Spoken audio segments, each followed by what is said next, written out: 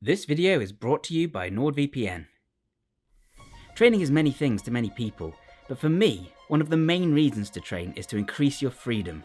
Through fitness, we gain freedom in a very literal sense. Physical freedom. The freedom to move as we choose. Freedom from pain.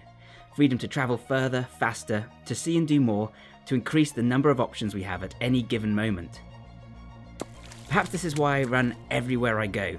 Why walk to the shops when you can make getting there quicker and more fun by jogging instead? But of course, this requires a bit of cardio. Being faster and having better fitness allows me to cover more ground, do more in less time, and see more. When I go out jogging, I don't pick a route first, I just explore. Where I live it is fairly flat terrain, but hypothetically, if I came across an obstacle like a boulder or a sheer climb, with a greater strength to weight ratio, I could overcome it quickly.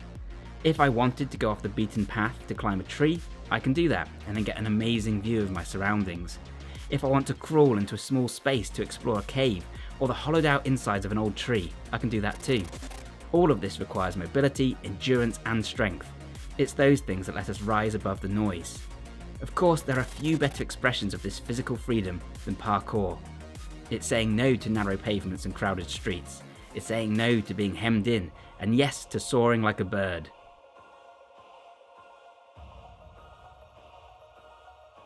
There are some people who unfortunately lack the mobility and are in too much pain to move as they would choose.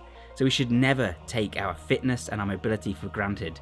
And in fact, we should do as much as we can to expand it whilst we can. Being able to move well is critical for self-expression too. The most obvious example of this is dance. Dance is a display of physical freedom, allowing us to demonstrate our true emotions and feelings through the way we move. In fact, almost any form of training is a form of self-expression.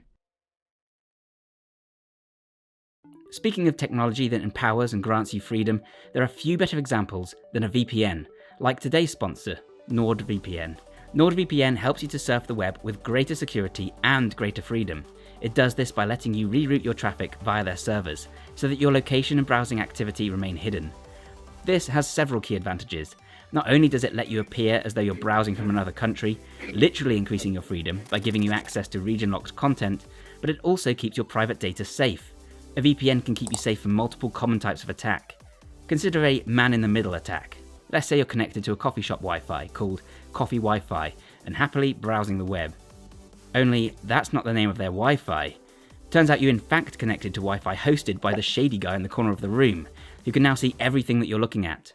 The good news, if you're using NordVPN, then the nefarious ne'er-do-well won't see any of that. All they'll see is that you're connected to one of their servers. Everything beyond that is obfuscated. There are countless more ways that NordVPN can help you protect your data and keep you safe on the web. So to learn more, visit nordvpn.com, and if you use the link in the description, you'll also be entitled to 4 months free with any 2-year subscription and a 30-day money-back guarantee. Thanks once again to NordVPN for sponsoring this video, and now on with the show. The way you move and even the way you sit or stand when not in motion says a huge amount. What is your body saying right now? Bruce Lee explained how honing himself physically allowed him to express himself authentically, so that when he wanted it, it was there. Honestly expressing yourself. So we shouldn't view fitness as restrictive or confining. It's not a means to overpowering others. It's not a set of rigid requirements with inflexible rules.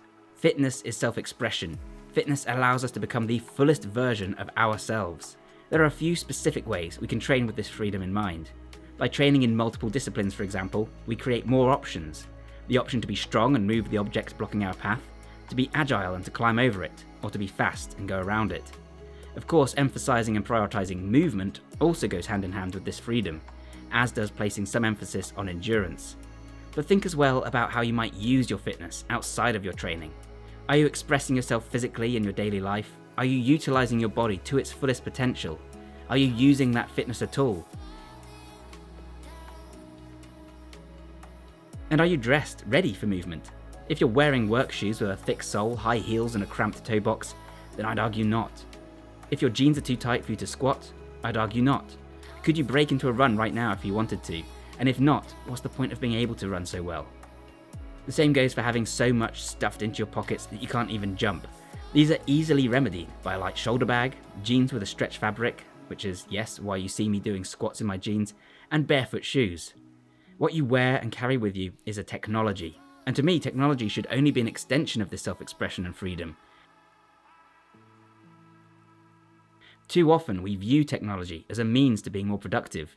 When a new computer comes out, we might laud it for how much more work it will allow us to do. Instead, I like to reframe my gadgets as tools for creativity and, once again, self-expression. Technology has allowed me to create things and share those things with people in ways that would never have been possible. Technology, when used correctly, can even unshackle us from our desks. This is why I love tiny laptops. I can throw my GPD WinMax 2 in the smallest bag possible, go for a run, find a scenic spot, and then stop there to do some typing.